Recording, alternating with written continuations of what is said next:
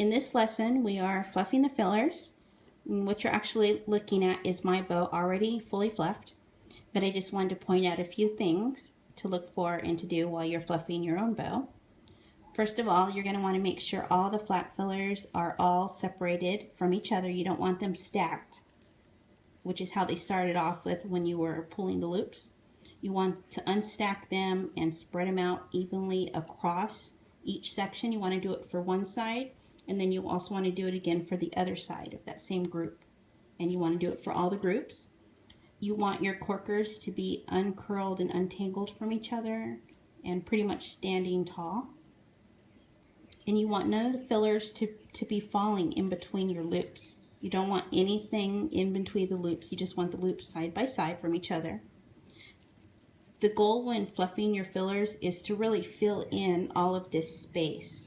You don't want to see too much of the loops, the loopholes rather, and you don't want to see any gaps in your bow top.